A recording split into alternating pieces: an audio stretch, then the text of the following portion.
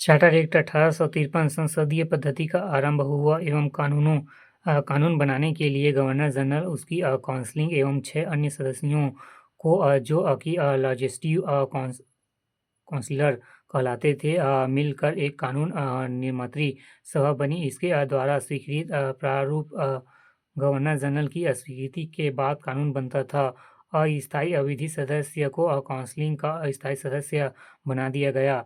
भारत के लिए समरूप कानून बनाने एवं कानूनों के संग्रह के लिए लंदन में एक विधि आयोग बना। फलतः निम्न संहिता बने: सिविल प्रिक्योरेट code 1859 Indian penal code 1860, criminal प्रिक्योरेट कोड 1861। डायरेक्टरों से असंवैधानिक सेवाओं में भर्ती के अधिकार छीन लिए गए। सिविल सेवाओं हेतु खुली प्रतियोगी परीक्षा के माध्यम से भर्ती का प्रावधान किया गया। अब डायरेक्टरों के पास गवर्नर जनरल को वापस बुलाने का ही महत्वपूर्ण अधिकार बच गया। इस तरह संसदीय कानूनों ने कंपनी तथा उसके भारतीय प्रशासन को पूरी तरह ब्रिटिश सरकार के अधीन बना दिया। 1857 के विद्रोह के बाद ईस्ट इंडिया कंपनी का शासन समाप्त हो गया। 1858 के एक्ट के द्वारा बोर्ड ऑफ कंट्रोल और कोर्ट ऑफ डायरेक्टर को समाप्त कर दिया गया और उसके स्थान पर भारत सचिव का नया पद बनाया गया। भारत शासन अधिनियम 1858 प्रमुख प्रावधान 1858 में ब्रिटिश संसद द्वारा पारित कानून ने शासन पर अधिकार ईस्ट इंडिया कंपनी से लेकर ब्रिटिश क्राउन को दे दिया। इसके पहले भारत पर सत्ता कंपनियों के डायरेक्टरों एवं बोर्ड ऑफ कंट्रोल की थी, पर अब शासन का भार भारत सचिव security of state of India को दे दिया गया।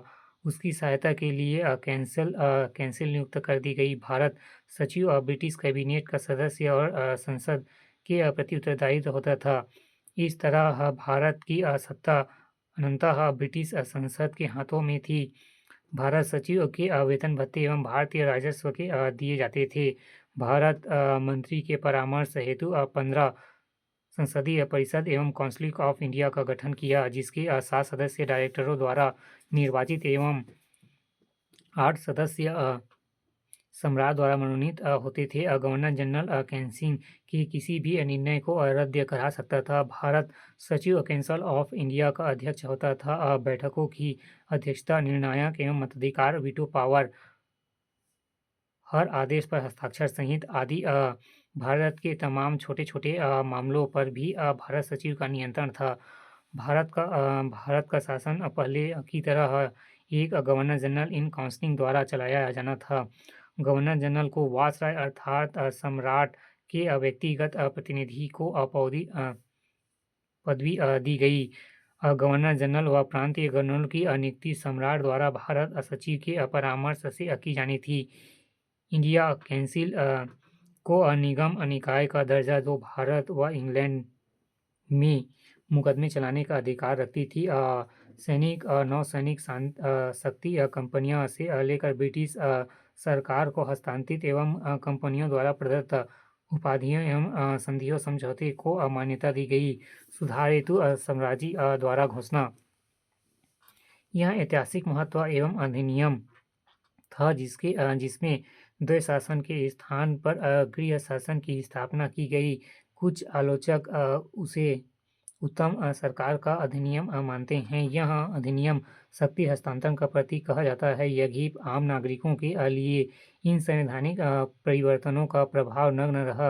1858 के बाद भारतीय प्रशासन पहले की तुलना में अधिक प्रतिक्रियावादी हो गया।